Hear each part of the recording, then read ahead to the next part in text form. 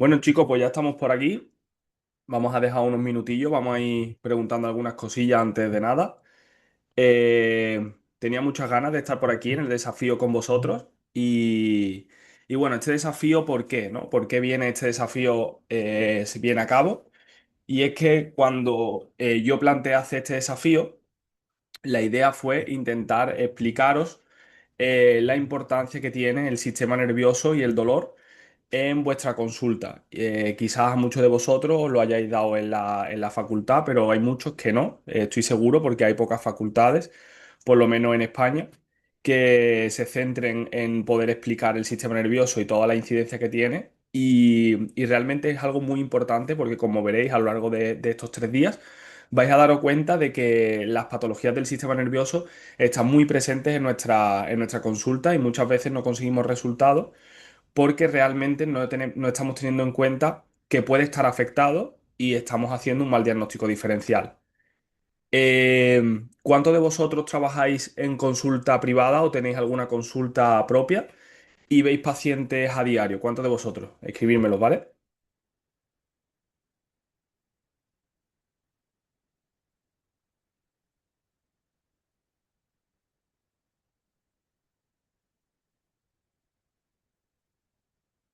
Elena sé que trabaja en consulta privada. Emma,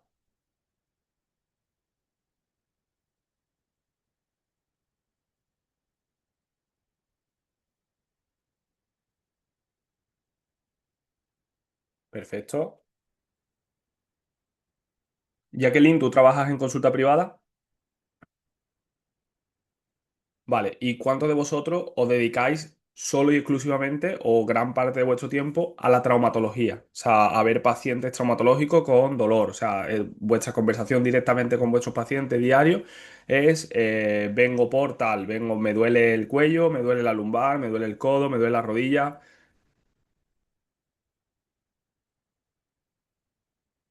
Vale, casi todo trauma. Es más, levanta el dedito. Vale, es lo normal, ¿vale? El 90% de las personas que estudian fisioterapia al final se dedican principalmente al estudio de la traumatología y a ver pacientes. Entonces, nuestro diálogo directo con el paciente es casi siempre con dolor. O sea, siempre te van a venir y te van a decir me duele tal, ¿no? Es por eso, por lo que, bueno, tenemos que tener muy en cuenta que enfrente tenemos una persona que está sufriendo, que está teniendo algún tipo de problema y que realmente cuando se muestra ante nosotros en nuestra consulta es porque tiene unas expectativas, ¿no? Y esas expectativas muchas veces pues nos dificultan nuestro tratamiento. Eh, yo siempre empiezo o me gusta empezar los desafíos o las formaciones con una pequeña frase que a mí me gusta mucho, ¿vale? Mira, ahí se une Paola. Buena Paola, bienvenida. Estaba diciendo un poquillo para ponerte en sintonía que casi todos los que estamos aquí trabajamos seguramente con consulta privada, con traumatología. No sé si tú trabajarás con traumatología. Emma, Jacqueline, Elena sí trabajan con traumatología. Y bueno, estaba explicando la importancia que tiene el conocer el sistema nervioso y que en este desafío, durante estos 3 días, vamos a intentar entender por qué es tan importante el sistema nervioso, qué se nos está pasando por alto, porque seguramente no nos hayan formado en nuestra universidad o en nuestro país, o no hayamos tomado ninguna formación en el sistema nervioso, y por qué sí debemos de empezar a abrir los ojos y a entenderlo. Y me gusta empezar siempre con una frase en este evento, que es una frase sacada de un libro muy conocido, español, que se llama El Principito. Es una adaptación, ¿vale? Dice que no hay nada invisible a los ojos del que sabe ver, ¿vale? Para mí el sistema nervioso es lo mismo, pero en este caso cuando lo hablamos hacia los fisioterapeutas. El sistema nervioso realmente no es invisible y si sabemos pedir los datos adecuados a nuestros pacientes, vamos a saber verlo, vamos a saber ver esa afectación. No sé si escucháis el viento, pero parece que se va a caer la casa. Espera, voy a cerrar la ventana. Un segundito.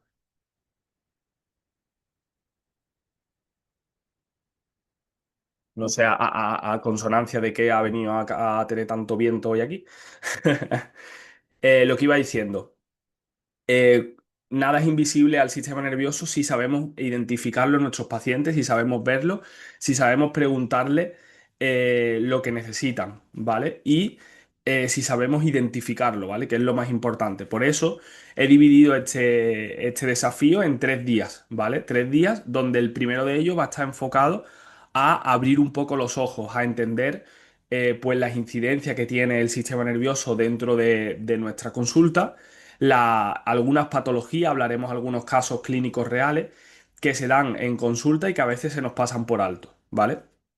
Introduciremos un poquito pues todo lo que es el sistema nervioso y la patología propia que podemos encontrarnos en consulta, ¿vale?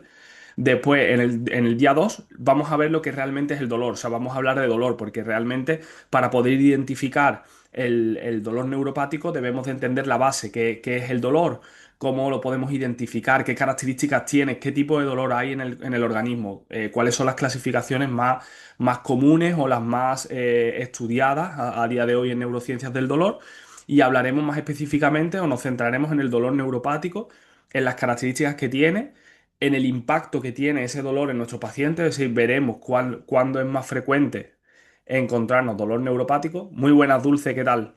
Y hablaremos también de cómo poder hacer una valoración básica, una valoración que os pueda garantizar que ya simplemente haciendo 2 cosas o 3 cositas y como ya veréis, pasando algún cuestionario, vamos a identificar si nuestro paciente pueda estar sufriendo algún tipo de lesión del sistema nervioso, ¿vale? Era algo que quería tener muy en referencia, porque para mí este desafío, cuando yo lo he creado, mi idea era que el mismo lunes pudierais utilizarlo con vuestros pacientes y ya os fuera totalmente útil, ¿vale? Obviamente no es una formación extensa, pero sí que tiene mucho contenido de valor y ahora veréis por qué hay mucha revisión bibliográfica, hay muchos estudios bibliográficos y muchos estudios científicos y va a ser un poco denso más mañana que hoy, ¿vale? Y el último día os voy a contar un caso clínico que lo que me sigáis en redes seguramente habréis visto trocitos de él, pero hoy en el tercer día me quiero explayar un poco explicando cómo fue la metodología fui desarrollando durante la consulta desde las preguntas en la anamnesis hasta cómo hice la valoración específica y cómo de la valoración específica hice una única sesión de tratamiento y Aitor, que es un chaval que está colaborando con nuestro centro, que va a los CrossFit Games. Él ahora mismo es primero de España en competición de CrossFit Teenager de 14 15 años. Consiguió resultados, ¿vale? Consiguió resultados y está pudiendo entrenar y competir sin dolor, ¿vale? Y te voy a hablar de cómo poder transformar tu fisioterapia, ¿vale?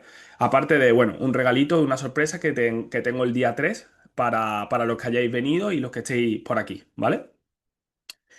Eh, Vamos con la parte uno, ¿vale? Cómo empezar a abrir los ojos en el sistema nervioso. Quiero saber cuántos de vosotros, ¿vale? Seguís tratando desde este punto de vista. ¿Cuántos de vosotros seguís viendo al dolor o a los pacientes cuando vienen con un dolor lumbar?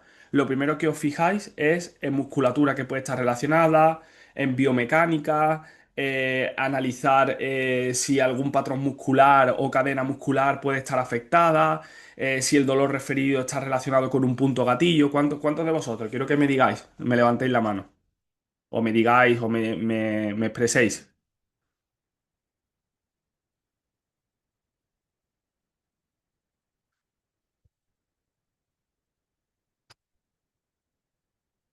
Buenas, Alema, ¿qué tal? Muy pocas ocasiones. Vale, ¿cómo empezáis vosotros a valorar al paciente? ¿Qué soléis hacer?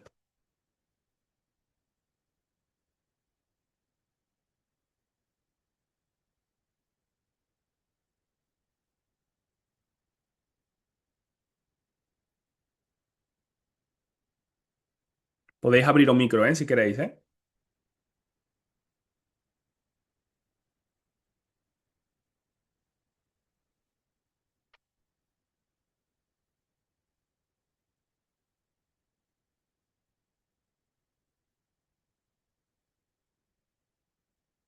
Vale, le da más prioridad a la entrevista. Muy bien, Emma. Muy, muy, muy bien. Es importante, ¿vale? La anamnesis. Muy importante. Ya veréis por qué. Jacqueline, cuéntame. Elena, cuéntame, Buenos días. contadme. Bueno, ¿y me escuchas? Sí, te escucho. Ah, bueno, pues sí, igual yo me pongo más atención en la entrevista que hago con mis pacientes. No le pongo tanto, bueno, sí ocupa la exploración, pero antes de la exploración sí me enfoco mucho a la anamnesis. Pregunto Perfecto. cómo es el dolor, cuándo empezó, duración, y que ellos me digan realmente en dónde les duele. También luego les doy una pita de dolor para que realmente yo pueda saber la distribución por el paciente. Vale, un body chart, ¿no? Entiendo, ¿no? Así es. Vale, ¿y habéis tenido alguna formación vosotras dos en algo de dolor? ¿Habéis hecho alguna formación? Yo lo empecé a implementar porque tuve una masterclass con un fisioterapeuta solamente de dolor lumbar, pero pues como que nos enfocaba mucho esa parte de la anamnesis. ¿Con César? ¿Puede ser? Sí, exactamente. Vale. Vale, vale, estáis formados entonces por un pedazo de fisioterapeuta. Vale, bueno, no es lo común, ¿vale? O sea que enhorabuena, no es lo común, ¿vale? ¿Qué es lo común en la fisioterapia, ¿vale? ¿Qué es lo común? ¿Qué es lo que prácticamente hace el 99%? Muy buenas, Karina. Hace el 99% de los fisioterapeutas cuando llega un paciente a consulta y estoy seguro de que vosotros, porque a mí me ha pasado, yo también he sido fisioterapeuta empezando y he tenido mi consulta. Yo empecé con mi consulta a los 24 años, yo tengo 32 actualmente, yo salí de la carrera y decidí emprender. Decidí emprender y me formé, pues, principalmente al principio, pues, en punción seca, lo típico, ¿no? Y palpar zona dolorosa, vale. Valoración funcional, vale. Yo me empecé a formar también en lo típico que nos enseñan en la carrera, porque en la carrera pues lo primero que hacen es hablarte de puntos gatillo, hablarte de dolor miofacial, hablarte de biomecánica, ¿vale? Y eso fue lo que me condujo a formarme de esa forma, ¿vale? Conforme fui formándome, una de las cosas que me pasaban y de las cosas que sentía era que los pacientes, yo hacía tratamiento y no terminaba de encontrar resultados como referentes que yo tenía encontraban resultados en sus pacientes. Y a mí me pasa una cosa, ¿vale? Yo soy un puñetero friki de los números, de los datos, ¿vale? A mí me gusta preguntarle a mi paciente cuando, por ejemplo, anula una cita, ¿vale? El por qué la ha anulado, ¿vale? Porque así me ayuda a saber si ha podido ser porque yo no he cubierto sus expectativas o no he cumplido sus expectativas y me da ideas a dónde mejorar, ¿vale? O que hay algo que tengo que mejorar. O si simplemente es que se encuentra bien y ya está, ¿vale? Normalmente si se encuentra bien, pues casi siempre me lo dice, no, oye Juanma, estoy bien y voy a posponer la sesión o tal, ¿vale? Yo no sé si eso lo hacéis vosotros, yo soy muy preguntón, ¿vale? A mí me gusta mucho llevar un seguimiento del paciente, incluso a nivel vía WhatsApp, ¿vale? En mi centro está estructurado de forma que a los pacientes cuando anulan le preguntamos y cuando pasa un tiempo también le preguntamos, ¿vale? De forma que yo así adquiero información, ¿vale? ¿Por qué? Porque me ha pasado esto que os estoy intentando expresar aquí de haberme formado y no conseguir resultados, ¿vale? Yo esto lo empecé haciendo solo, yo en ese momento no tenía auxiliar administrativo, no tenía nada, no tenía delegado, hacía yo todas las funciones y veía que la tasa de éxito, yo tengo un número que es la tasa de éxito, ¿vale? No era alta, no era muy alta, era a lo mejor un 60 o un 50%, ¿vale? Al inicio, ¿vale? Y empecé a agobiarme, ¿vale? Por tanto, empecé a formarme, intentar formarme en otro tipo de metodología. Yo vengo de una universidad que es una universidad aquí en España referente en osteopatía. No sé si seguramente lo conozcáis, ¿vale? Y seguramente os habéis escuchado hablar de ella. Mi universidad era top 2 en España de osteopatía. Yo en el transcurso que estuve en la universidad, en todo ese transcurso, hubo un momento en el que la universidad pasó de ser la top 2 de España a ser de las últimas. ¿Por qué? Porque se empezó a hablar mucho más del dolor y de las neurociencias del dolor. Y a mí me pilló en el tránsito saliendo de la carrera, justo al haber montado casi la consulta, ¿vale? Entonces yo hice un pivotaje desde ese punto de vista hacia el entendimiento del dolor, ¿vale? Y es una de las cosas que más me he formado, más me he documentado y por eso hoy o lo querías poner ahí, ¿vale? Y para mí esto es lo que sigue pasando, ¿vale? Yo lo hablo, yo tengo alumnos de todas las universidades de España, ¿vale? Me vienen incluso alumnos de Erasmus, ¿vale? Ahora tengo una chavala de Estambul. Y sigue pasando esto, sigue pasando que muchos fisioterapeutas meten a su paciente en la camilla muy pronto, siguen haciendo que los pacientes dependan de la terapia manual, les cuesta mucho valorar, les cuesta mucho saber qué test son necesarios para qué síndromes o qué patologías, qué síndromes son los frecuentes, cuáles son los menos frecuentes, cómo hacer un buen razonamiento de hipótesis, todas esas cosas cuesta mucho y es porque nos falta formación, nos falta documentación en cuanto a razonamiento, entendimiento del dolor y más concretamente del sistema nervioso. No entendemos bien realmente la importancia que tiene conocer al sistema nervioso y tenerlo en cuenta dentro de nuestra sesión y nuestros pacientes. ¿Vale? Yo hoy os vengo a traer un poco mucha ciencia, voy a abrir un melón porque el melón lo vamos a abrir porque quiero que todo lo que saquéis de aquí, de este evento, haga cambiar vuestra mentalidad. O sea, os transforme de alguna forma y os empiece a generar un estado de estrés positivo, ¿vale? Es decir, que cambiéis el foco hacia empezar a mirar a otro lado, ¿vale? Y empezar a ver más allá de lo que veis a día de hoy, que seguro seguro, estoy totalmente seguro de que os costará ver muchas cosas, ¿vale? Entonces, hoy os quiero ir dando píldoras, ¿vale?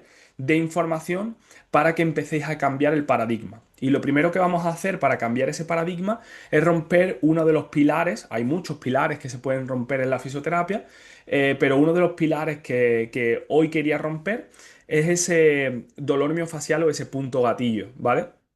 ¿Por qué? Porque nos han hablado mucho de él, nos han dogmado mucho en ese tipo de patología o de dolor y vamos a hacer un traslado desde la visión más antigua hacia lo que a día de hoy sabemos sobre el dolor, sobre todo cuando hablamos de raquis, ¿vale? Aunque bueno, también se puede trasladar mucho a miembros superiores e inferiores, dolor de rodilla, dolor de codo, pero vamos a principalmente centrarlo en esta estructura, que es mi especialidad, ¿vale? Yo me dedico principalmente a la traumatología y lo que más veo son pacientes con dolor relacionados con el raquis, ¿vale?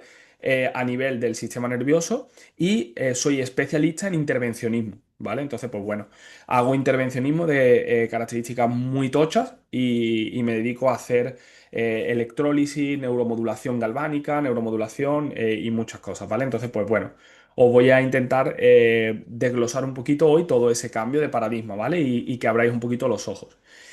En cuanto al punto gatillo, pues mira, si hacéis una revisión bibliográfica, yo estos meses atrás, cuando estuve preparando este evento, me he leído cerca de 40 o 50 estudios científicos. Los estudios más importantes de punto gatillo, que son esos que estáis viendo ahí, te hablan de que el punto gatillo o el trigger point, ¿vale? Es una patología, entre comillas, que está relacionada con una fuente nociceptiva, pero que normalmente tiene asociado a comorbilidades con fenómenos de dolor nociplástico o de dolor neuropático. O sea que ya en esos estudios te hablan un poco del sistema nervioso, ¿vale? Y te hablan un poco de fenómenos que podemos encontrar en el sistema nervioso, como son la sensibilización central o la sensibilización periférica, características del dolor nociplástico, ¿vale? Estos estudios también te hablan de que técnicas sobre los trigger points, sobre los puntos gatillos, mejoran la intensidad y la frecuencia del dolor, ¿vale? Es decir, generan un efecto a corto plazo beneficioso, por así decirlo, ¿vale? Por tanto, a priori parece que esta teoría puede ser útil, ¿no? Y le podría dar explicación a cuando nosotros lo hacemos a nuestros pacientes que mejoren a corto plazo y que haya un alivio en cuanto a la reducción del dolor, ¿vale? Eh, También te dicen estos estudios que el dolor miofacial no es puramente periférico, que puede existir o coexistir con fenómenos de sensibilización central. No sé si alguno de vosotros conoce bien son esos fenómenos, ¿vale? Decírmelo por aquí, ¿vale? Pero entraremos mañana un poco a hablar sobre ello, ¿vale? Un poco, rozaremos, porque Obviamente, este tipo de fenómenos son muy complejos y explicarlo en un evento de estas características es difícil, ¿vale? Porque habría que explicar mucha fisiología neural y mucha fisiología del sistema nervioso central. Pero sí vamos a rozar, vamos a tocar un poco qué es, ¿vale? Por lo menos decirme si sabéis lo que es una sensibilización central, que es una sensibilización periférica, para pararme mañana un poco más a explicaroslo o no, ¿vale?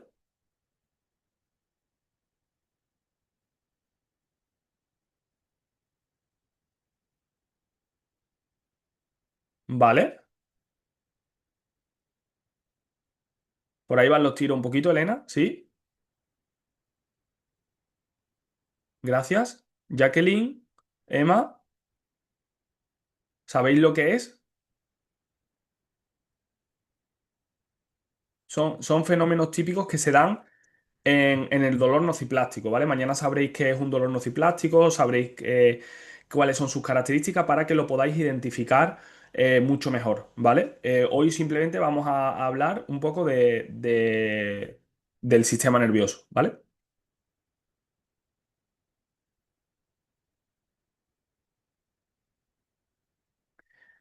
Ahí me había puesto un poquito.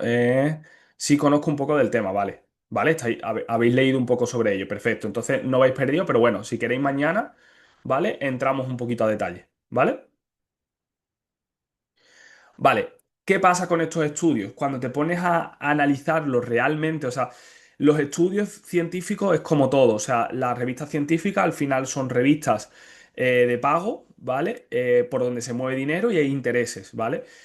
Cuando te pones a leer estos estudios científicos, te pones a analizar no solo las revisiones, sino estudios profundos que acogen estas revisiones, te das cuenta que los estudios científicos que están aquí tienen una baja calidad científica. No sé si conocéis la pirámide de investigación científica, donde estudios como, por ejemplo, bueno, aquí nos podría dar un repaso mi amigo Ale, que él es doctor y está estudiando ahora fisioterapia, es doctor en ciencia de la actividad física y el deporte y de ciencia.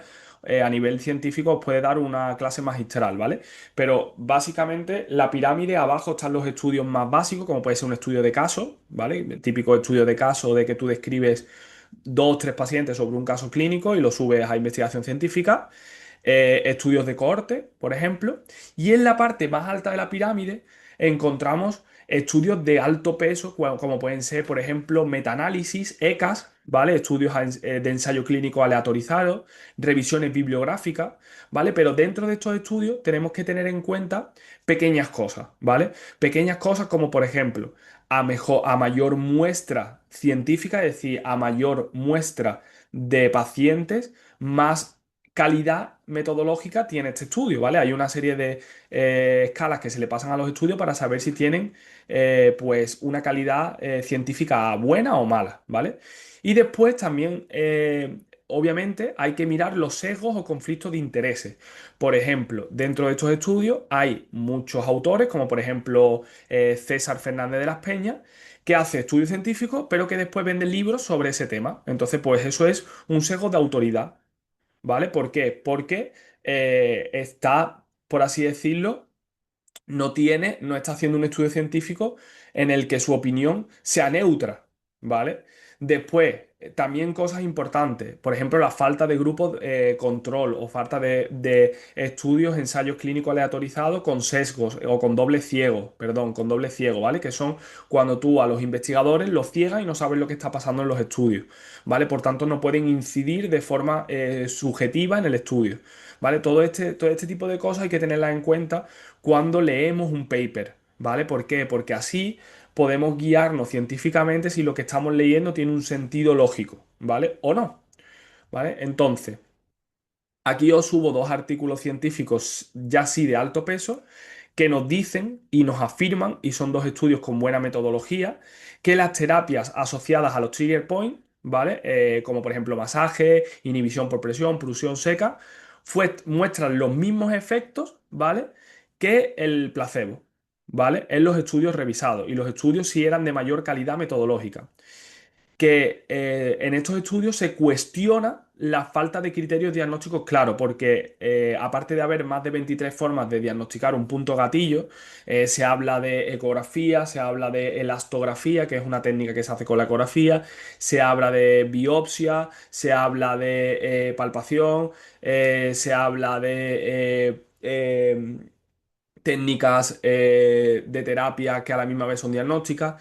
Realmente, cuando te pones a hacer una investigación profunda, los estudios científicos nos dicen que esta teoría no se sostiene, es decir, no tiene una cabida y que todavía sigue siendo una teoría, es decir, no es algo que podamos afirmar que existan, ¿vale? Da igual ahora mismo porque se han hecho estudios de todo tipo, con biopsia, con un montón de cosas y a día de hoy no es una teoría demostrable, es pobre, poco reproducible y con un alto sesgo. Es decir, cada vez que sale un estudio científico sobre este tipo de síndromes miofasciales, hay hostias, vuelan hostias por todos lados, ¿vale? Porque hay sus detractores, como John Quinter, que podríamos decir que es el Thanos, si habláramos de Marvel, es el Thanos de los puntos gatillos. Y después están los Vengadores, ¿no? Que son los que a favor del punto gatillo, ¿vale? Y lo que se queja en estos estudios es de que el diagnóstico de los puntos gatillos es muy dependiente de la subjetividad del fisioterapeuta, es decir, muy dependiente de su palpación, hablan mucho de la experiencia clínica, de que si tienes mayor experiencia clínica tienes más posibilidad de encontrar este tipo de actuaciones, ¿vale? Y la falta, también hablan de estos estudios de la falta de estudios con rigor, ¿vale? Estudios con grupos control, estudios de peso, que demuestren que realmente esta teoría tiene una cabida dentro de nuestra clínica diaria, ¿vale? Entonces, ¿qué nos pasa? Pues que tenemos que poner un poco en juicio clínico este tipo de razonamiento clínico, ¿vale? En estos estudios hacen mucho hincapié sobre un tipo de razonamiento que es el razonamiento circular. Y es un razonamiento que todo el mundo ha llegado a tener con algún tipo de técnica o terapia que a lo mejor nos haya parado a leer metodológicamente ciencia, ¿vale? Y pasa mucho. Voy a leer lo que me habéis puesto por el chat.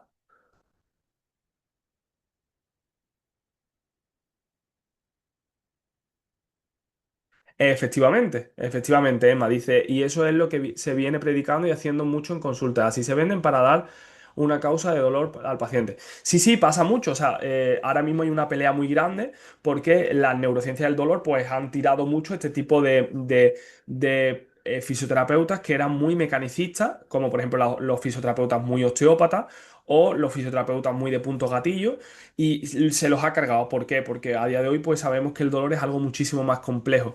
¿Vale? Y estos fisioterapeutas al final se van a basar en un tipo de razonamiento que se llama el razonamiento circular, que es lo que iba a explicaros ahora. Que básicamente es, yo creo en esta teoría, en la teoría que sea, ¿vale? Creo en esta teoría, imaginaros, yo creo en la osteopatía, ¿vale? Y aunque hay muchos estudios ya, hay estudios Cochrane de altísimo peso que nos dice que la osteopatía es una pseudociencia y que no tiene ninguna metodología científica justificable y que sus abordajes, en la gran inmensa mayoría, hay algunos que se salvan y por eso se creó una paralela, que es la terapia manual ortopédica, que sí tiene más ciencia, pero la terapia al final generada en la osteopatía tiene un efecto alto hacia nivel placebo, ¿vale? Pues como yo creo en la osteopatía, busco eh, datos o información o cosas que me hagan que esa teoría se confirme.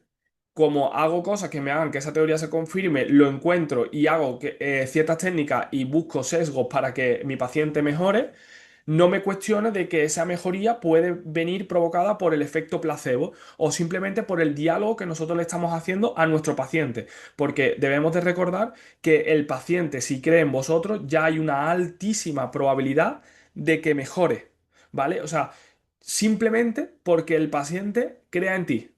Ya está, o sea, no tienes que hacer más nada.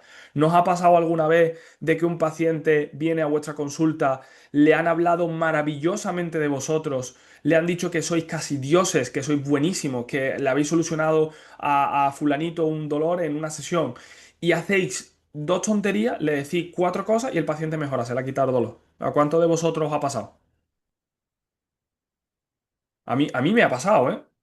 Y he hecho a lo mejor algo que incluso he hecho y he dicho, voy a ver, ya por testeo, voy a ver qué tal. voy a hacer solo una cosa para saber si eso mejora. Y ¡buah! De repente, ¡boom! El dolor a cero. ¿Vale? ¿Cómo le cambian la mentalidad al paciente? Porque el que busca... Pues Elena, es una buena pregunta y hoy en todo el desarrollo de este desafío vas a entender cómo se cambia la mentalidad de un paciente. Al final se cambia con educación. O sea, por eso, cuando se plantean eventos como este, o yo planteo eventos como este, no me cabe la menor duda de que tiene que haber ciencia y de que tiene que haber educación hacia vosotros. Es decir, cuanto vosotros más sabéis y más podéis transmitirle a vuestros pacientes con datos reales, científicos, que la visión ha cambiado, el paciente va a cambiar. Y también es una cuestión de perseverancia, de ir trabajando la misma metodología, confiando en esa metodología porque tiene ciencia, ¿vale? Y ir poco a poco haciendo que los pacientes hablen de lo que tú haces como terapeuta. O sea, yo también empecé haciendo punción seca y tratando punto gatillo. Y también he dado algún masaje y lo sigo dando a día de hoy. Algunos, porque al final tenemos las expectativas del paciente y todos sabemos o todos tenemos ese paciente pesado que lo que quiere es su frote en el trapecio al final del día. Y no pasa nada, pero lo podéis hacer. No digo que no sea, que no podáis hacerlo, pero sí que hay que saber cuando éticamente tenemos que decirle al paciente que su fuente de dolor puede estar provocado por otra cosa y que esa fuente de dolor requiere otro tipo de terapias. Requiere otro tipo de terapia como educación, como ejercicio y como cambios en sus hábitos de vida. Y eso es lo que intento transmitiros con este desafío, que entendáis un poco más cómo funciona realmente el sistema nervioso y que cambiéis esa visión, que dejéis de ver músculos donde no los hay, ¿vale? Pero Emma dice, pero me ha pasado que cuando explico los probables mecanismos que engloban el dolor y no solo le pasa en el tejido, se quedan con cara de ¿qué me estás hablando? Vale, Emma, porque quizás hay veces que no sé cuánta formación tenéis en dolor, ¿vale? No sé cuánta. Yo tengo aproximadamente más de 500 horas en formación de dolor a día de hoy, ¿vale? Formativas, o sea, de cursos hechos, ¿vale? Yo a día de hoy también me sigue pasando lo mismo, no pasa nada, es muy difícil cambiar la mentalidad de unos pacientes, ya es difícil cambiárnoslas a nosotros como terapeutas, imaginaros a un paciente que le han dicho toda su vida que tiene un punto gatillo en el trapecio y que eso se le va a la cabeza. ¿Vale? Que eso se lo llevan diciendo desde 1970, señores. O sea, esa teoría se originó por una fisioterapeuta estadounidense que se llama Travel y después fue abrazada por otro fisioterapeuta que se llama Simons, ¿vale? Y escribieron librazos sobre eso y durante la década de los 90, de 1970, 80, 90, 2000 incluso, el diálogo ha sido todo el rato ese, ¿vale? Eso, entonces, es muy difícil cambiar el paradigma. ¿Se puede? Sí. ¿Cómo se puede? Demostrando que vosotros tenéis herramientas que van a hacer que cambien vuestros pacientes. No sé cuántas veces me ha dicho contractura crónica. Y a mí. Me ha tocado que regresan y después, conforme avanzan las sesiones de terapia y mejoran, yo les pregunto si en un principio pasaron que les iba a funcionar la terapia y me dicen que no. No pasa nada, o sea, también os digo que a día de hoy muy pocos fisioterapeutas tenéis las herramientas, ¿vale? Eh, para hacer cambios en los pacientes. O sea, yo os lo digo porque yo mi centro, ¿vale? Yo tengo un centro en Sevilla Este, ¿vale? Y alrededor mía hay aproximadamente unas 8 o 9 clínicas de fisioterapia, ¿vale? Y casi ninguna hacen lo que yo hago, ¿vale? Y sin embargo, lo que yo hago tiene un alto contenido científico. ¿Por qué diréis? No lo sé, ¿vale? Yo solo puedo decir que la metodología que se hace cuando tú abrazas la ciencia genera un cambio en vuestros pacientes. Yo y a mis pacientes, cada vez menos, me vienen con ese tipo de problemas, pero porque cada vez hay más pacientes que hablan de lo que yo hago y que es un factor diferencial, porque si vamos a decir, paciente Antonio va a fulanito y fulanito le da 15 sesiones y su dolor lumbar mejora, pero no termina de quitarse, viene a mí, yo le hago 3 sesiones con una buena metodología, con un buen abordaje, no le hablo de puntos gatillos, le tiro la teoría, empiezo a trabajar otra serie de cosas, como veréis ahora, y empieza a mejorar y en 3 sesiones se le quita el dolor, pues ese paciente va a hablar de ti. Ese paciente va a ser un paciente que vaya hablando de ti. Es publicidad al final, ¿vale? Es un comercial que tenéis gratis en la calle, ¿vale? ¿Cómo cambian los pacientes? Pues cambian con ese tipo de acciones. Cambian con vuestra formación, con vuestra inversión en conocimiento, con vuestra inversión en tiempo de lectura, en tiempo de estar aquí perdiendo un viernes por la tarde 1 hora conmigo, formándoos y perdiendo ese tipo de cosas para obtener resultados en consulta. ¿Vale? Por eso veréis que a lo largo de este fin de semana yo os voy a explicar una metodología que se hace y que a día de hoy, pues si vas haciendo algunos cursos las puedes obtener, ¿vale? Que va a aumentar tus resultados en consulta, ¿vale? Y va a hacer que cambiéis el paradigma, ¿vale? Pero bueno, no me quiero adelantar mucho a eso, ¿vale? Pero no os preocupéis porque se puede cambiar, ¿vale? Que de verdad que yo trabajo en una clínica que somos 4 fisioterapeutas y tenemos este diálogo con los pacientes y nosotros nos peleamos día tras día con este tipo de cosas. Pero que no pasa nada, que cuando demostráis resultados, los pacientes empiezan a confiar en vosotros, porque las palabras se las lleva el viento, pero las acciones no. Y si hay muchos pacientes que mejoráis porque estáis utilizando una metodología que tiene un sentido lógico basado en la ciencia, ¿vale?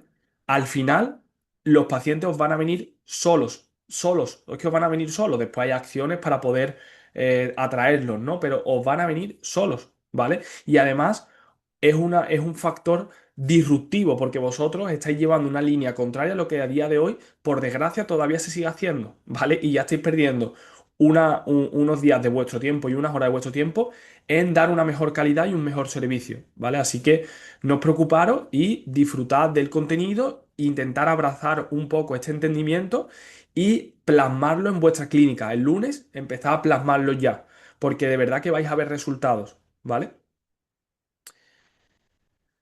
¿Desde dónde entonces tenemos que eh, dejar de pensar en lo que estábamos haciendo para empezar a pensar de una nueva forma? Pues para mí desde ya, como estamos hablando, ¿vale? O sea, yo creo que la fisioterapia está dando un salto de calidad que no os podéis ni imaginar, ¿vale? O sea, el otro día estuve leyendo sobre una técnica que se está haciendo, que es pionera en España, de introducción de láser percutáneo ecoguiado, ¿vale? El láser tiene una alta evidencia científica porque hay un montón de profesiones médicas que lo utilizan, podología, medicina, estética, fisioterapia, ¿vale? Pues se ha hecho un abordaje, una técnica específica, ya con una metodología científica que está introduciendo un láser a nivel de una cánula para introducir un láser en nuestro organismo, porque uno de los problemas del láser es la barrera de la piel, ¿vale?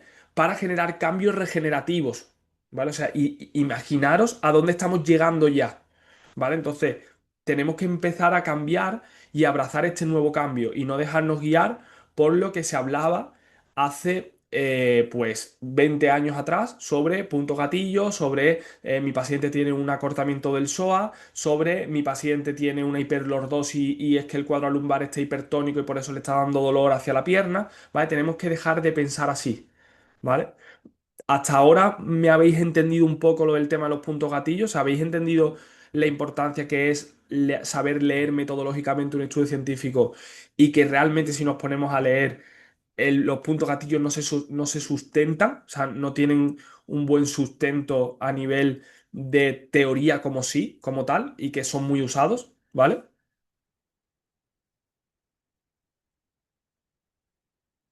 Perfecto, gracias, Emma. Vale, ¿qué sí tiene ciencia? ¿Vale? Vamos a hablar de estructuras más profundas, ¿vale? A día de hoy sabemos que estructuras como la faceta, el disco, ¿vale?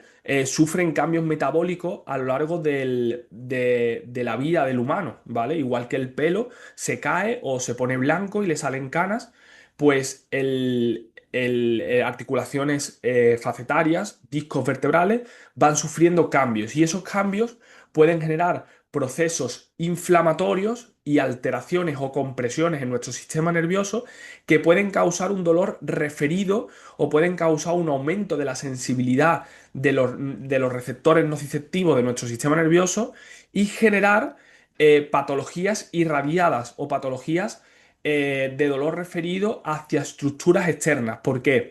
Porque hay una teoría, no sé si la conocéis, la teoría del dolor referido, que es la teoría de la proyección, que dice que estructuras profundas, poco vascularizadas y poco, digamos, poco inervadas a nivel de vasos sanguíneos, ¿vale? Tienen un alto componente de nociceptores, ¿vale?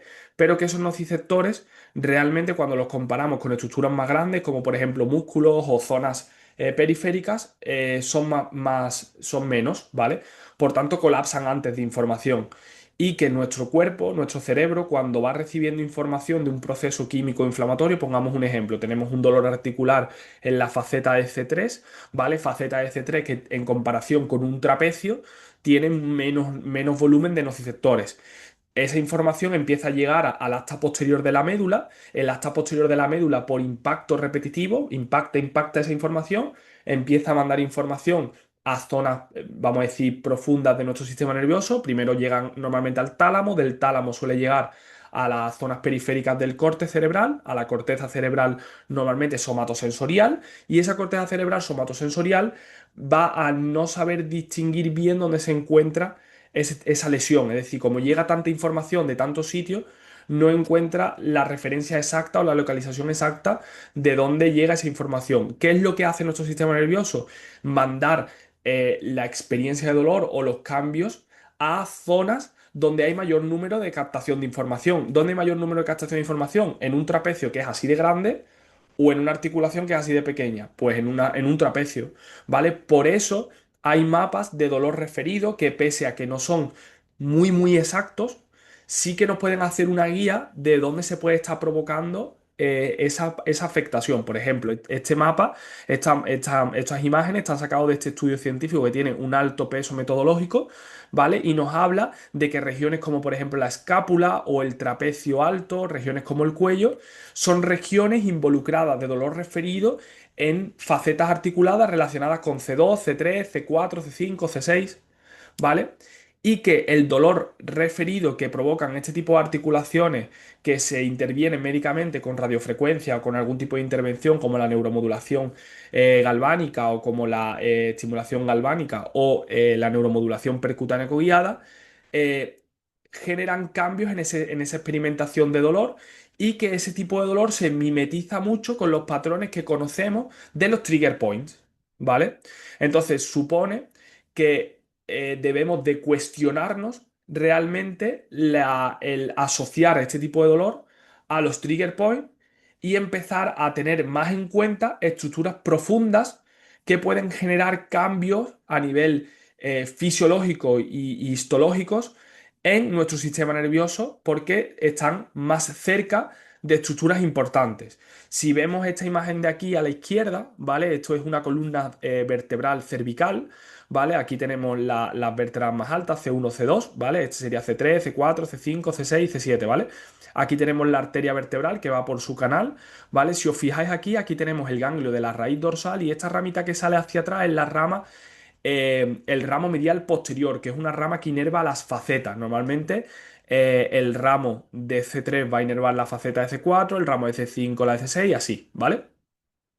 Estas estructuras, si os fijáis, el disco y la articulación están casi en paralelo en las cervicales con el ganglio de la raíz dorsal. Por eso en las cervicales es muy frecuente encontrarnos patologías neurológicas o asociadas a dolor neuropático, porque es muy sencillo que el ganglio de la raíz dorsal, que es una estructura sensible a la química inflamatoria, se sobreexcite y empieza a dar pseudoradiculopatías, ¿vale? Entonces debemos de tener muy en cuenta que este tipo de dolor pues pueden venir por estructuras profundas y pueden venir por este tipo de patologías. A este tipo de dolor, como realmente no vamos a saber, a no ser que hagamos una resonancia, si viene procedente del disco, viene procedente de la articulación, aunque con pruebas y con técnicas de valoración podemos intuirlo, ¿vale? Se le conoce como dolor cervical inespecífico o dolor lumbar inespecífico, ¿vale? Más información científica, ¿vale? Más cositas. Le da para atrás. Vale, este estudio científico habla de lo mismo que el de las cervicales, pero de la zona lumbar en pacientes con dolor lumbar crónico. Y nos dice que entre el 5 y el 15% de los casos de dolor lumbar crónico creo que no recuerdo mal, en mujeres, creo que era este estudio, están asociados con un problema de inflamación o distensión de la cápsula articular por procesos inflamatorios. Hablan de distensión en la traducción en inglés, pero realmente hablamos de engrosamiento del ligamento capsular, ¿vale? Este dolor nos dice el estudio científico que puede afectar a terminaciones nerviosas del ramo posterior, del ramo medial posterior y generar un dolor mixto, un dolor referido con un dolor neuropático que puede atribuirse a estas regiones de dolor, ¿vale? Perdonadme, chicos,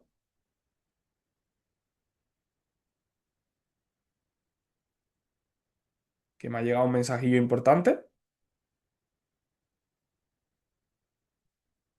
A esta región de dolor, como iba diciendo, ¿vale?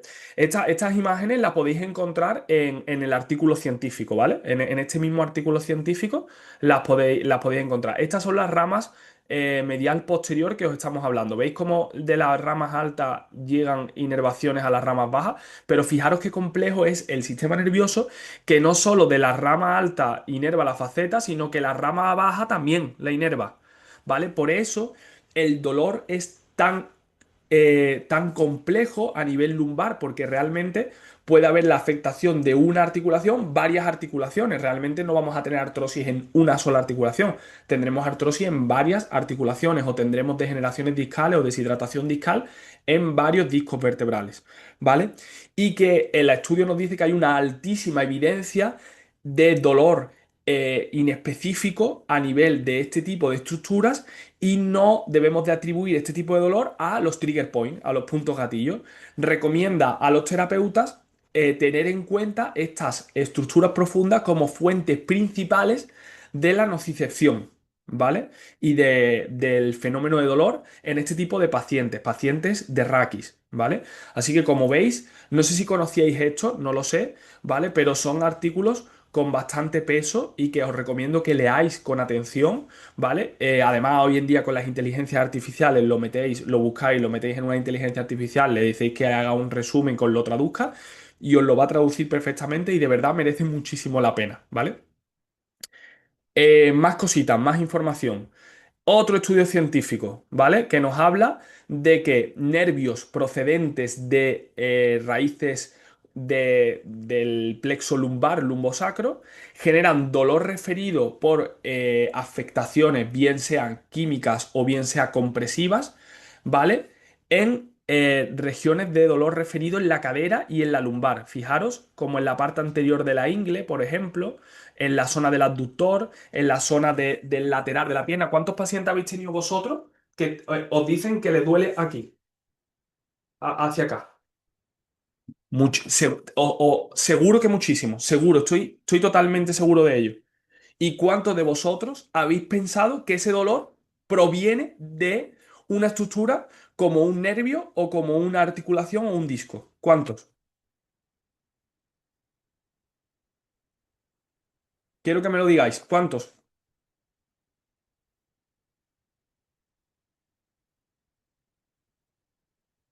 Yo.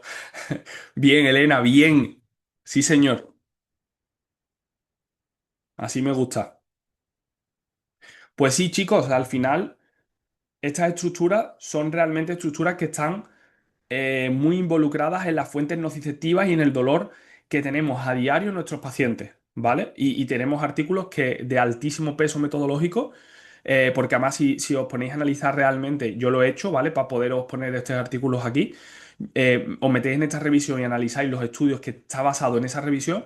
Y la mayoría tienen estudios metodológicos muy altos, con muestras muy grandes, con ECAs, con grupos control, o sea, porque son estudios científicos que están hechos también desde la medicina.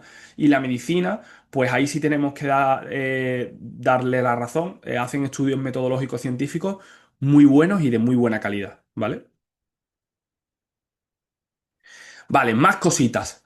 Quiero que empecéis a entender o abrir los ojos de que el dolor tiene una alta complejidad, ¿vale? Por ejemplo, esto es una foto sobre dolor referido del sistema nervioso, de ramas del sistema nervioso, más concretamente de ramas del tibial, ¿vale? Del nervio tibial, que dan inervación al pie, ¿vale? Y que según el dolor del paciente podemos estar ante una afectación de este tipo de ramas, por ejemplo, ¿vale? Aquí no lo veis, pero aquí es la rama sural y aquí es la rama del safeno, ¿vale? El safeno es una rama sensitiva del femoral, del nervio femoral, ¿vale? Que baja hasta el pie, ¿vale?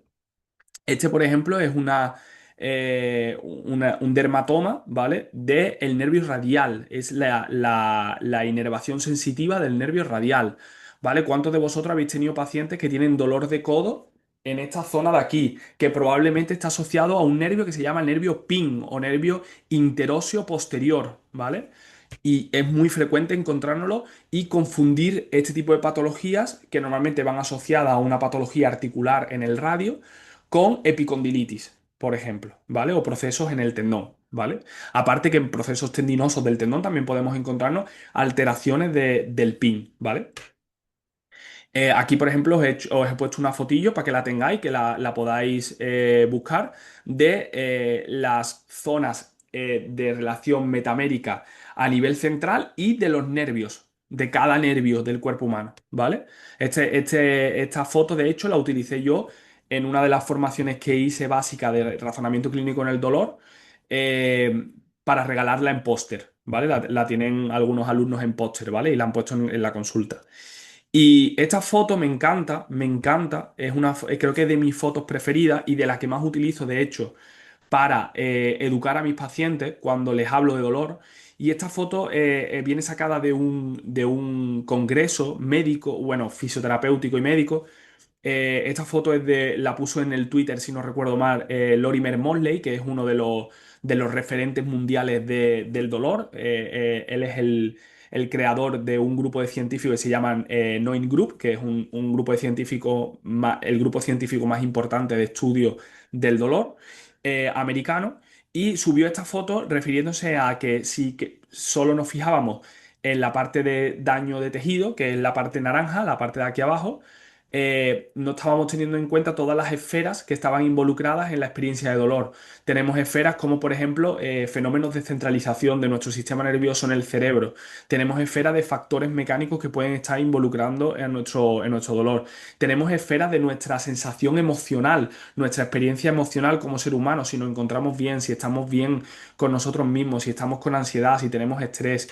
La edad, por supuesto, la edad o los cambios metabólicos que se producen en nuestro tejido a lo largo de nuestra vida, nuestro aprendizaje cultural o sociocultural, nuestro entorno, ¿vale? Todas estas cositas pues influyen en la experiencia de dolor o en la experiencia sí, en este caso dolor, patología, enfermedad, ¿vale? Por eso en este evento quería que empezarais a abrir el foco y que dejarais de ver como los caballos en la feria, ¿vale? Aquí hay una feria en Sevilla que es muy de caballos y van con unas cositas aquí a los lados y no ven para los lados, ¿no? Y yo quiero que abráis el foco y empecéis a ver el dolor como algo mucho más complejo que en la mitad de las veces no vais a poder explicar el por qué realmente está provocándose ese dolor, porque vendrá de múltiples factores, pero sí que vais a poder tocar ciertas cosas en el sistema nervioso y ciertas cosas en los hábitos de tus pacientes que van a generar cambios muy bestias en la mejora de la sintomatología y van a generar cambios en la experiencia de tu paciente, ¿vale? ¿Cuánta, os preguntaréis, estoy seguro que os preguntaréis, que cuánta incidencia realmente hay de patologías del sistema nervioso, o sea, cuánta incidencia tiene el sistema nervioso en la afectación de nuestros pacientes, ¿vale? En clínica diaria, ¿vale?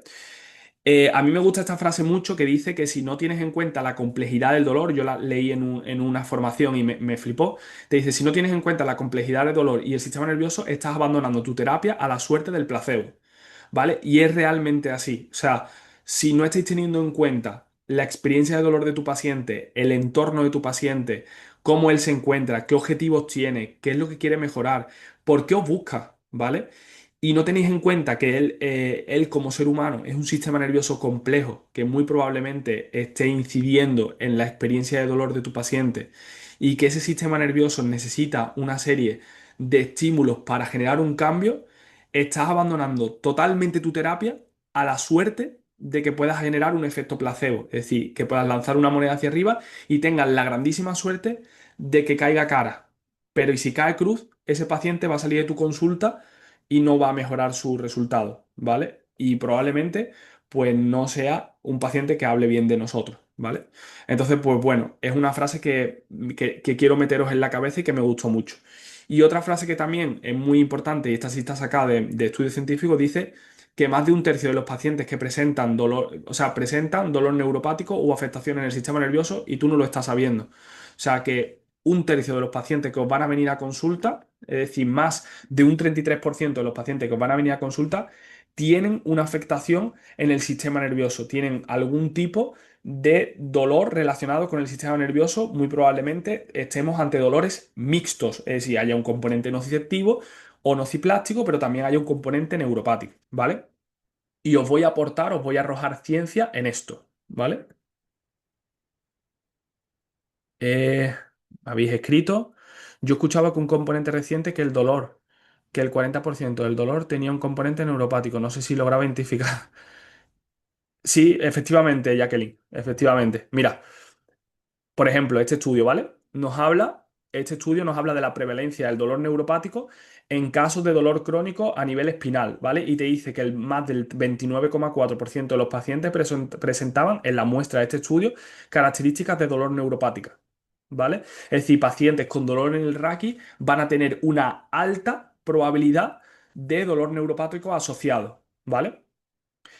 Este estudio también de aquí dice que fisioterapias en mujeres con dolor lumbar crónico, entre un 50 y un 55% de los pacientes mostraban síntomas de dolor neuropático, ¿vale? Para que veáis la alta incidencia, ¿vale? Sigo dando más evidencia. Otro estudio de aquí, otra revisión sistemática con bastante peso, te dice que en patologías tendinosas, ¿vale? Es decir, en patologías de tendón, comunes, más del 30% de los pacientes presentaban algún síntoma de tipo neuropático, ¿vale? Este metaanálisis es un metaanálisis con más de 920 sujetos. Ahí es donde os hablo de la calidad metodológica del estudio, ¿vale? Más estudios científicos. Aquí tenéis otros tres estudios científicos que nos dice que la prevalencia del dolor neuropático es de un 53% en pacientes con lesión medular, ¿vale? Que de 1.853 pacientes con trastornos espinales crónicos, es decir, con dolor crónico en la columna, 53,3 presentaban dolor neuropático y que por desgracia solo el 56%, 57%, de ellos fueron diagnosticados correctamente por su terapeuta, ¿vale?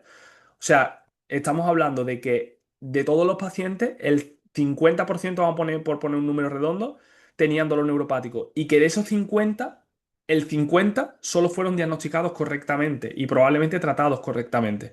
Entonces, ahí tenemos que hacer bastante juicio a nuestro conocimiento y debemos de ponerlo un poquito en tela para empezar a cambiar nuestra visión, ¿vale? Y también nos habla de que en pacientes de cáncer, pues el 21% de los pacientes mostraban dolor neuropático asociado al uso de farmacología relacionada con el cáncer, como son la quimioterapia, la radioterapia, que sabemos que son farmacologías muy agresivas y que realmente pues, van a generar problemas en nuestros pacientes, ¿vale?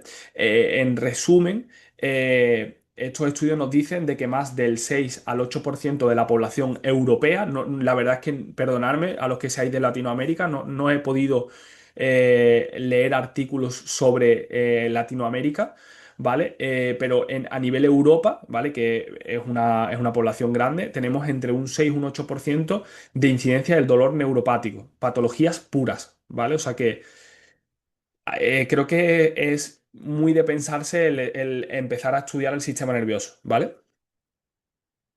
Y ahora la pregunta del millón. ¿Creéis que nos hace falta formación en dolor neuropático? O sea, ¿realmente creéis que nos hace falta? O sea, ¿estamos los fisioterapeutas formados, bien formados en dolor neuropático? Me gustaría leeros por chat.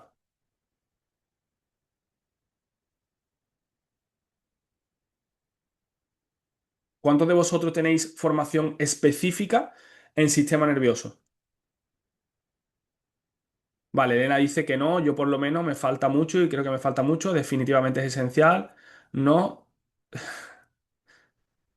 yo pienso que nos hace falta.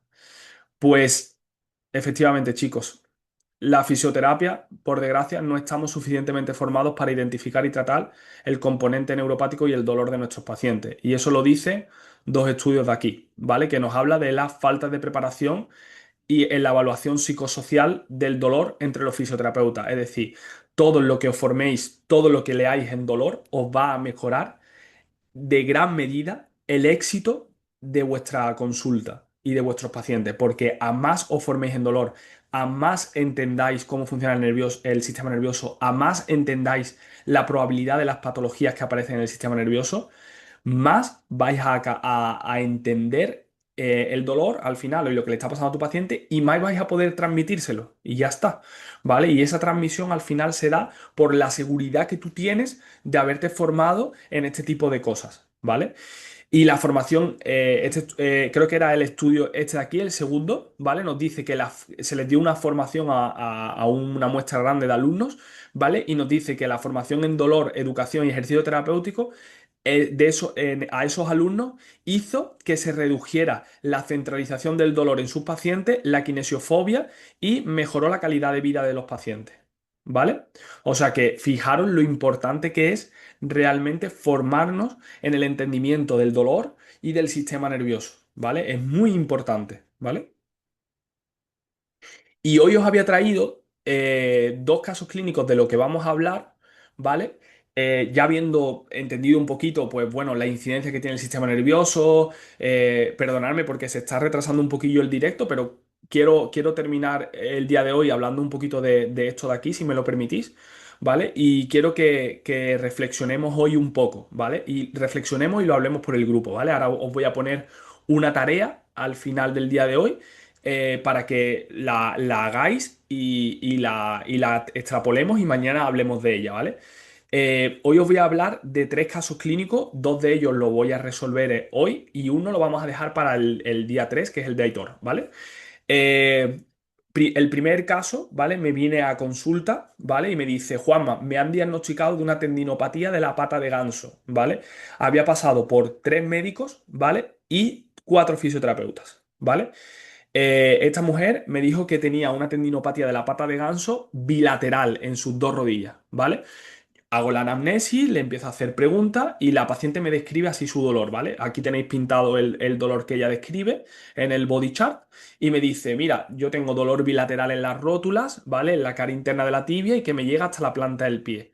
El dolor no me mejora con ningún tipo de antiinflamatorio, es decir, yo me tomo un paracetamol, un ibuprofeno, no me mejora. Le aparece mucho dolor al subir y al bajar las escaleras. Ya lo describe como un dolor punzante muy agudo y que cuando deja el estímulo empieza a pasar y se queda ahí un poco remanente. Le duele al agacharse, le duele al caminar y si fuerza mucho porque por necesidad, por las necesidades de sus actividades básicas de la vida diaria, fuerza mucho este tipo de acciones, el dolor se mantiene en reposo. ¿Vale? No una alta intensidad, alta intensidad ya lo describía cuando hacía el movimiento en aproximadamente un 7 un 8 y cuando ese dolor se mantenía en reposo aproximadamente en un 4 5, ¿vale? ¿Cuál era el problema? Que no mejoraba con nada de lo que le habían hecho, con ningún tipo de terapia. Le habían hecho fisioterapia típico de ultrasonido, masaje, luz de calor, infrarrojo, etcétera. Y que por las mañanas se levantaba algo mejor, pero que conforme iba moviéndose a lo largo del día, empeoraba, ¿vale? Ella lo asociaba a una clase de pilates que hizo, que la monitora suya se fue de vacaciones, vino otra monitora y le metió una carga demasiado alta. Ella notó dolor en las piernas al día siguiente y en la espalda, ¿vale? Y que ahora había tenido que dejar totalmente el pilates y solo se había quedado nadando, ¿vale? Porque la natación le aliviaba, o sea, notaba que ella le generaba un poco de alivio cuando nadaba haciendo crawl, pero tenía que nadar un poco, simplemente dos o tres largos y después simplemente estar en la piscina un ratito. Si nadaba mucho, se notaba que al día siguiente también empeoraba, pero había conseguido medir que haciendo dos o tres largos en la piscina de 50, porque ella va a un gimnasio aquí en mi barrio, que tiene una piscina grande, entonces hacía varios largos y eso le venía bien. ¿Vale? Lleva una evolución de 5 meses. Quiero que me digáis, así a voz de pronto, rápido, en vuestra cabeza, ¿en qué pensáis? En qué pensáis en vuestra cabeza que puede estar pasando en este paciente? Poneros simplemente dos hipótesis, ¿vale? ¿Qué creéis que puede estar pasando? ¿Por qué viene el origen de ese dolor? Venga, Karina, Jacqueline, Emma, Elena, Ale, tú también puedes. ¿Puede venir del Raki? ¿De qué vendría, Elena? No me hagas preguntas, justifica tu respuesta. Ahora es momento de arriesgar.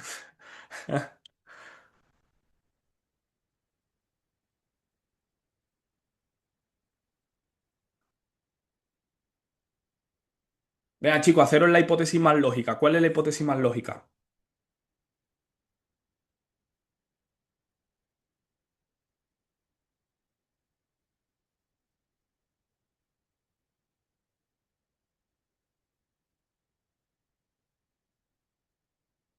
Algunos se han quedado ya fritos, creo yo. Por favor, por dermatoma corresponde a la inervación del nervio safeno. Entonces, si me parece, puede venir de la columna. ¿Vale? Pero si viene de la columna, no tendrías que fijarte en el dermatoma del nervio, tendrías que fijarte en los dermatomas centrales. ¿Vale? L5, L1, L2, L3.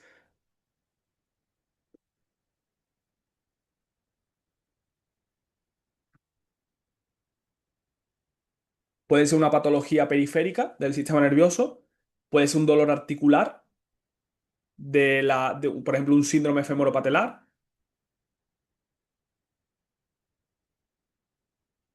pues un problema L4, L5, S1. L4, L5, S1 dan dolor, pero no en la cara anterior de la pierna, ¿vale? Dan dolor en la cara posterior.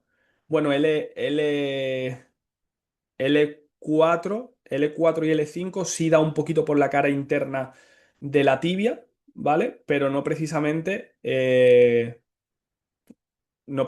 anterior a anterior. ¿Vale? Y S1, S1, S2, S3, S4 no dan. S1, S2 sí da en el pie, en la planta del pie. Eh, S2, S3, S4 y coxis dan en el culete, en el culillo. L2, L3. Por ahí se va aproximando. Mira, lo primero que pensé, la primera hipótesis, por pura lógica, ¿vale? Era porque ella me lo describía un momento en el Pilates, me estuvo describiendo algunos momentos como zancadas y tal. Y yo pensé también, yo sé que no estáis viendo al paciente, entonces el contexto es un poco difícil porque no estáis viendo visualmente al paciente, ¿vale? Era una paciente un poquito gordita, ¿vale? Con un poquito de sobrepeso, una paciente que no era realmente muy buena, José. ¿Qué tal? Bienvenido. No era una paciente muy deportista, ¿vale? O sea, se mantenía sana, pero tampoco era una paciente súper deportista, ¿vale? Yo lo primero que pensé fue en un síndrome femoropatelar. O sea, el dolor de rodilla tiene una alta incidencia, igual que en el dolor de codo. En el dolor de codo lo tiene el radio, en el dolor de rodilla lo tiene la articulación femoropatelar. Ya me resultó raro que fuera bilateral, ¿vale? Pero bueno, intenté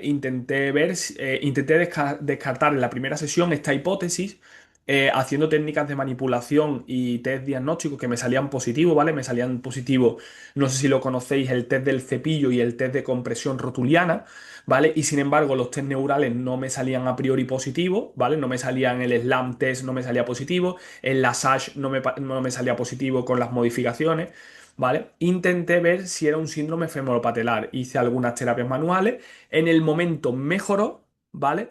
Pero cuando le pregunté a los 3 días, la paciente me decía que se encontraba totalmente igual, ¿vale? Por tanto, puede ser que se produjera un efecto placebo intrasesión. Es decir, que ya simplemente por la explicación, por cómo yo abordé al paciente, pues que mejorara simplemente por un efecto placebo a corto plazo, pero después, como no era el tejido diana, no se sostuvo en el tiempo, ¿vale? Cuando vine una segunda vez, le dije, yo le explico todo esto, ¿eh? O sea, le explico las hipótesis, le digo que primero vamos a descartar una hipótesis. Vamos, José, por ejemplo, que es amigo mío, que tiene una consulta cerca de la mía, sabe cómo trabajo yo porque estamos tratando a algún paciente en conjunto y sabe que yo le explico al dedillo a mis pacientes todo, todo, todo, todo, todo, ¿vale? Eh, Hasta el último pelo. Le digo, mira, yo voy a descartar esta hipótesis porque esta hipótesis es lo más probable, vamos a hacer un trabajo, si después le llamo, o sea, me preocupo en llamarle, porque si yo le digo que le voy a llamar, lo llamo, ¿vale? Y le digo, oye, ¿qué tal estás? Tal, oye, pues no me ha mejorado nada, no te preocupes, nos vemos al cuarto día, ¿vale? Al cuarto día nos volvimos a ver y, uy, se ha apagado el cartel. Se apagó, ya estaba hecho para una hora. Y el segundo día estuve haciéndole un trabajo, ¿vale? De extensión lumbar, basado en la metodología Mackenzie, ¿vale? La metodología Mackenzie, y bueno, yo utilizo algunas técnicas de Mulligan y de Mylan, y lo estuve haciendo desde L3 a L5, porque esa región dérmica, la región más lateral, ¿vale? Esta región más lateral de aquí está relacionada con L4, L5 y esta región anterior de la rodilla por aquí arriba está relacionada con L3, L2, L3, ¿vale? Entonces estuve trabajando a nivel de extensión lumbar, ¿vale? Y estuve trabajando con ella este tipo de movimientos, ¿vale? Con terapia manual. Y después hice un abordaje invasivo de neuromodulación con un programa de depresión sináptica que lo que hace es bajar el umbral sensitivo del nervio en el ramo medial posterior de L2, bueno, rama de L3 realmente, ¿vale? Y L4, L5, ¿vale? Hice un abordaje bilateral en esa región, ¿vale? Y usé un programa de neuromodulación. Obviamente, lo que le mandé al paciente para no sesgarme simplemente fue un ejercicio. Me mejoró en el patrón de extensión, es decir, haciendo, no sé si conocéis el movimiento de esfinge o cobra, ¿vale? Pues le mandé, le dije, mira, cuando te levantes por la mañana me vas a hacer 30 veces el movimiento de cobra, cogiendo aire abajo y soltándolo arriba, ¿vale? Y después a lo largo del día te voy a enseñar un movimiento, se lo enseñé de pie, ¿vale? Le dije que pusiera las manitas en la región lumbar y que hiciera extensión, ¿vale? Y con el mismo patrón de respiración. Y que hiciera esa movilidad en snack, es decir, le mandé un ejercicio pautado cada 2 horas, 10 repeticiones, ¿vale? Y le dije, en 24, 48 horas te vuelvo a llamar. Era fin de semana, me acuerdo, la traté un viernes y le dije, mira, el domingo voy a intentar mandarte un mensaje, pero si no te llamo el lunes a primera hora. Y dio la coincidencia que el domingo yo tenía el cumpleaños de mis padres y me la encontré en la calle. Y me dijo, Juanma, desde que hicimos la sesión de tratamiento y estoy haciendo los ejercicios, no me ha vuelto a doler las dos rodillas. ¿Vale? A día de hoy esa mujer está nosotros en la consulta tenemos un gimnasio donde hacemos ejercicio terapéutico basado, es como un programa de entrenamiento personal, pero basado en la salud, en la patología. Y esta mujer está simplemente con un programa de ejercicio actualmente sin dolor. O sea, ya puede hacer su vida normal, se puede agachar, se puede mover, puede mover sus rodillas, simplemente habiendo hecho un abordaje hacia el tejido diana. ¿Vale? Para que veáis la importancia del sistema nervioso en este tipo de patologías, ¿vale?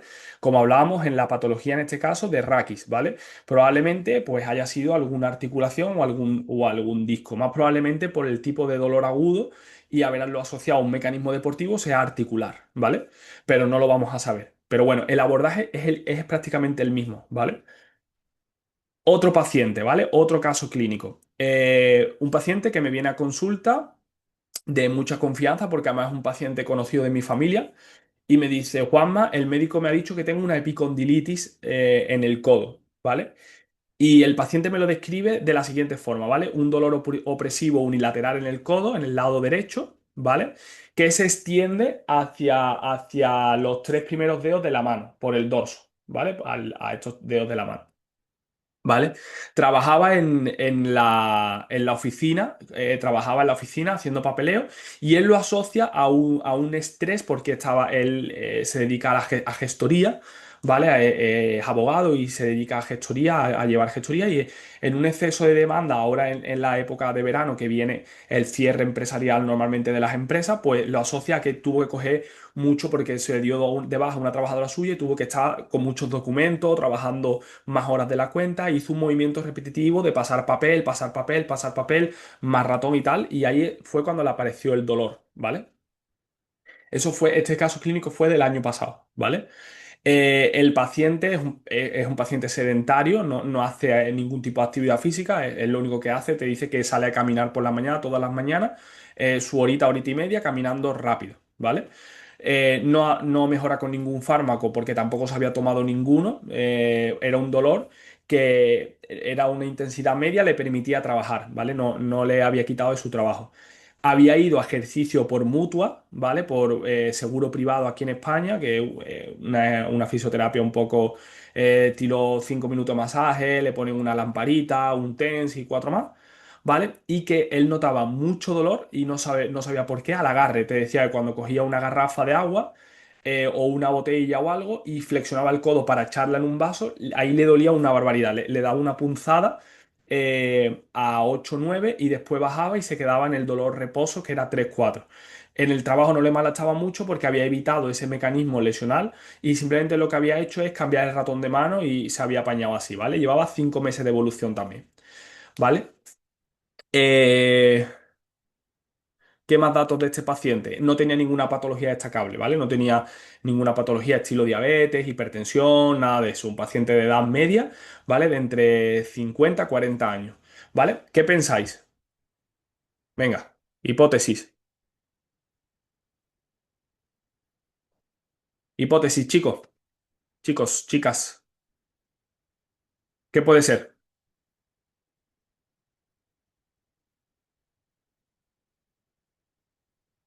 Nervio radial. Vale. Oye, es que ya os he dado muchas pistas en el desafío. Hoy.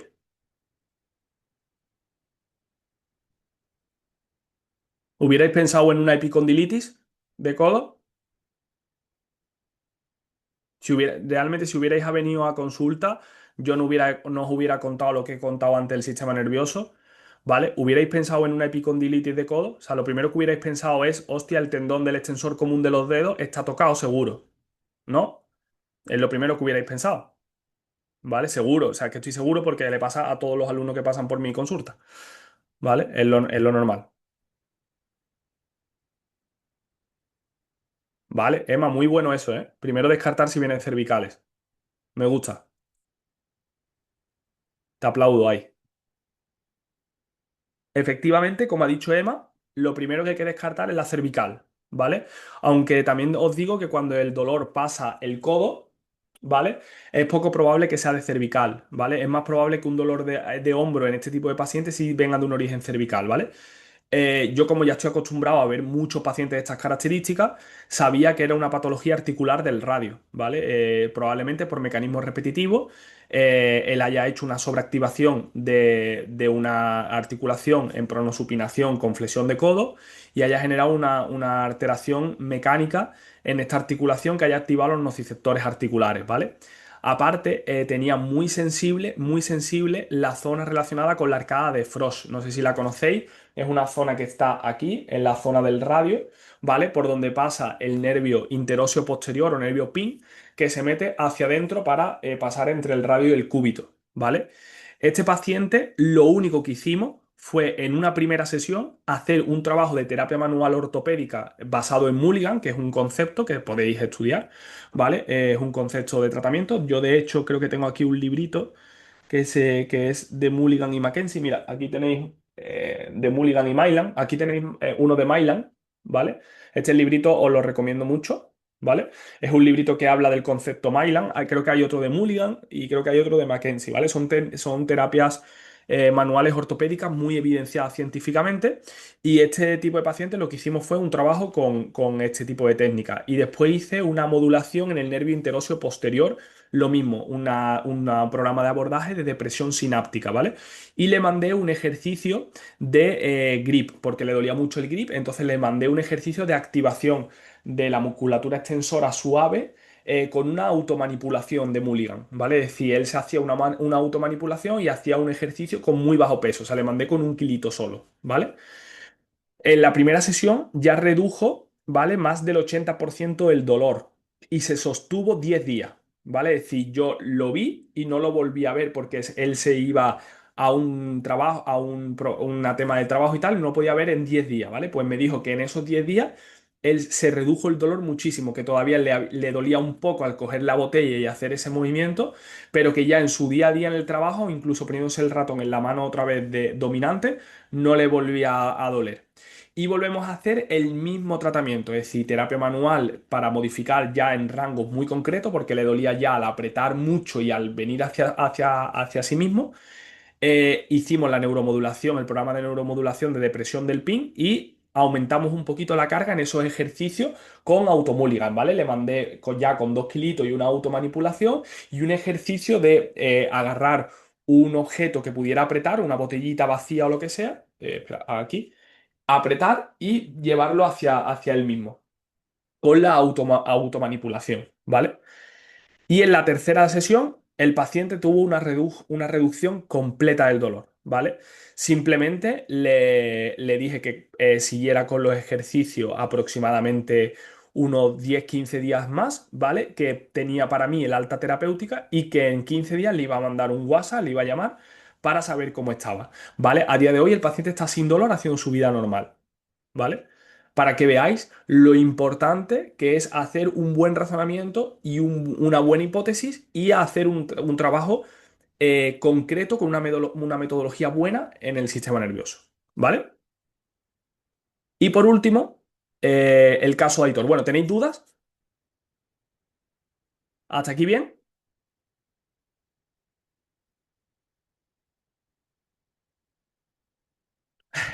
Pues bueno, además, ya tienes ahí una información para que cuando veas un codo, pues te venga, te active el chip. ¿Vale? De verdad es un truco muy importante el trabajar el radio en el dolor lateral de codo, ¿vale? Muy probablemente en casi el 98% de los pacientes van a tener un dolor asociado a la articulación y no va a haber una tendinopatía. Ale, encantado, tío, ya sabes. Hablamos, ¿vale? Muchas gracias a ti por venir. Y por último, vamos a hablar de Aitor, ¿vale? El caso de Aitor. Bueno, Aitor es este chico de aquí, ¿vale? Yo tengo una colaboración con él trabaja conmigo desde este año bueno, por varias cosillas que le he tratado. Y él compite en los CrossFit Games. O sea, yo hago CrossFit, como ya sabéis, si me seguís en Instagram, en redes, pues habréis visto que hago CrossFit, que me gusta el CrossFit. Y él está en el mismo box de entrenamiento que yo. Y bueno, él compitió el año pasado en los CrossFit Games, quedando el 20 del mundo, ¿vale? De su categoría, que es categoría teenager, 14-15 años, ¿vale? Es un animal este chaval, ¿vale? O sea, es un prodigio del ser humano. Cuando Aitor me llama el otro día, me dice, Juanma, tío, he pasado el clasificatorio de los CrossFit Games, voy a los CrossFit Games en un mes, pero durante el clasificatorio noté un pinchazo muy agudo en el gemelo y ahora mismo no puedo competir. Además me llamó muy agobiado porque obviamente él ha quedado primero de Europa, ¿vale? Ahora mismo en su categoría. Y claro, me llamaba porque me decía, tío, es que salto a la comba, hago carrera y es que no me puedo mover al día siguiente. Es que tengo un dolor durante 24-48 horas brutal, o sea, 9-10, ¿vale? Y tengo que parar de entrenar, bajar la carga, hacerme automasajes con foam roller, hacerme técnicas de hielo y tal, y baja y ya me permite volver a competir. No me duele nada más en otro lado que no sea el hacer salto o el hacer carrera. Y él, porque estaba de viaje haciendo los preparativos del CrossFit Game, pues no podía haberme avisado, no me avisó antes. Se trató con un chico en Madrid por urgencia, ¿vale? Y había mejorado un poco a corto plazo. Me dijo que en una semana se encontró un poquito mejor, pero que seguía doliéndole, ¿vale? Y que cuando ha vuelto y ha seguido metiéndole carga, le dolía una barbaridad, ¿vale? Total, tenemos que entender el contexto del paciente, un paciente que entrena de 3 a 4 horas diarias, de lunes a sábado, ¿vale? Solo descansa los domingos y a veces ni eso porque se va a correr el cabrón.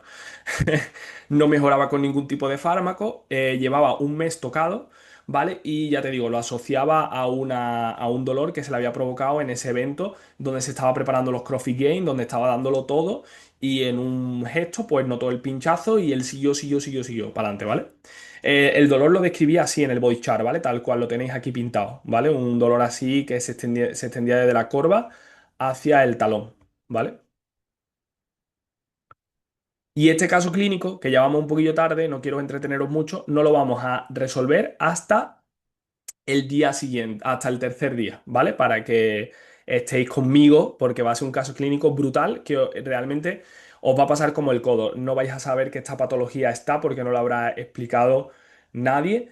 Estoy casi seguro y existe y es bastante frecuente en deportistas, ¿vale? Y lo único que quiero que me digáis antes de irnos, quiero que me atendáis a dos cosas, ¿vale? Una, que me digáis qué creéis que le puede estar pasando a Aitor. ¿Creéis que ha sufrido una rotura muscular? ¿Creéis que ha sufrido una tendinopatía de Aquiles? No sé, ¿qué pensáis? ¿Vale? Y después os voy a proponer un reto para que lo hagamos esta tarde, que simplemente es un reto muy sencillo, lo único que tenéis que meteros en la agenda y ver un par de cosas y ya está, ¿vale? En vuestra agenda de trabajo y que me lo hagáis por el grupo, me mandéis WhatsApp al grupo, ¿vale? Primero decidme qué creéis que le pasa a Hitor, o sea, haced hipótesis, ¿vale?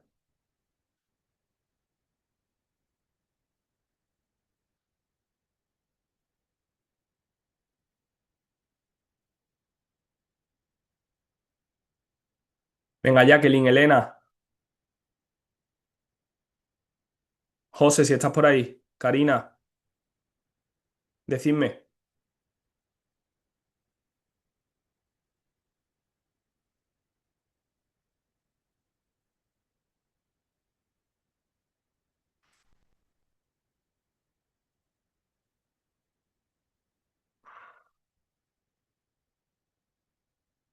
¿qué le puede estar pasando a Hitor? ¿Qué pensáis?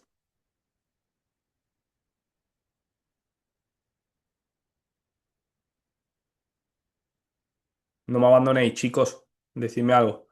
Pues imagino que rotura no, algo que tenga que ver con el nervio tibial, por ejemplo. Vale, pero no penséis en la información que yo os he dado hoy, ¿vale? Pensad en lo que vosotros, o sea, imaginaros que este evento no ha tenido lugar, ¿vale?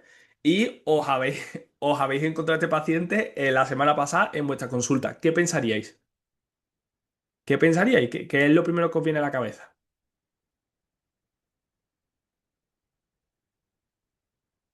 Lo primero que digáis, oye, guama, pues yo hubiera pensado en esto, o yo hubiera pensado en tal cosa.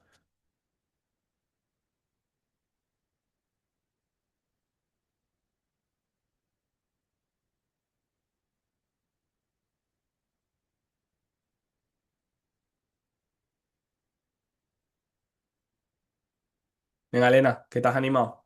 ¿Qué pensaríais?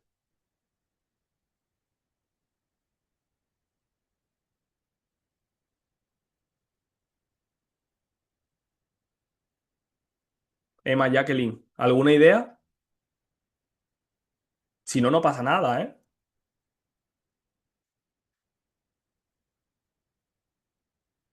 Pues en un músculo posiblemente, pero alguna rotura. Vale, bueno, puede ser, sí, sí. No, no es una mala hipótesis, chicos, ¿eh? O sea, no estamos, yo no estoy aquí para juzgaros, ¿eh? Por el mecanismo de pinchazo suena a rotura en el gemelo, pero refiere neurodescriptores. Entonces puede ser algo nervioso. No estoy segura. Efectivamente, ¿vale? O sea, a priori, la primera hipótesis que podéis plantear, y sería la más lógica, ¿vale? La más lógica sería una rotura muscular, ¿vale? Y es lógico que hayáis pensado eso, ¿vale? Y por eso mañana vamos a hablar del dolor, ¿vale? Vamos a hablar del dolor neuropático para que dentro de los descriptores que habéis visto volvamos a analizar esa información ya habiendo entendido cuáles son las características del dolor neuropático, cómo se valora de forma muy básica y tal. Y volvamos a este caso de Aitor el tercer día y lo resolvamos, porque realmente lo vais a ver claro cuando os explique mañana todo el contenido que tengo preparado, ¿vale? Mañana va a ser un día un poquito más largo, ¿vale? Más teórico, no creo que largo en tiempo, pero sí que teórico y denso, ¿vale? Os voy a proponer un reto y muchas gracias hoy por contestarme, chicos, ¿vale? Os voy a proponer un reto, voy a apagar la grabación y os voy a pedir un favor simplemente, ¿vale? Al final del día de hoy para terminar, ¿vale? El reto que os voy a pedir es simplemente, es un desafío, ¿vale? Os voy a pedir que penséis en dos, tres pacientes, ¿vale? Lo que podáis, ¿vale? Que vosotros con lo que habéis aprendido hoy, ¿vale? Tengan un posible dolor neuropático, ¿vale? Y que vosotros sepáis o tengáis en conocimiento que no os hayan mejorado, ¿vale? Si podéis, ¿vale? Quiero que me hagáis, me lo escribáis en una nota del móvil, en lo que sea, la sintomatología que tenía ese paciente, ¿vale? Y me digáis la sintomatología que tenía y me la mandéis al grupo, ¿vale? Para que mañana podamos generar debate de esto, ¿vale? Y podamos, con lo que se dé mañana, abrir, si los que podáis, los que queráis y los que podáis quedarse en el directo, abrir un pequeño apartado para resolver algunos de esos casos clínicos y incluso en el grupo resolverlos también, ¿vale? Y yo me comprometo con vosotros a pararme uno a uno a daros una posible explicación de por qué puede estar provocándose ese dolor, ¿vale? Pero tenéis que pensar en esos pacientes que, por lo que sea, no os hayan ido bien o no hayan mejorado con lo que tenéis que hacer, ¿vale? Así que nada, vamos a darle un despido aquí a la gente que lo vea en indiferido, ¿vale? Que os voy a pedir un favorcito a los que queráis, ¿vale? Dadme un segundo, que voy a parar aquí la grabación.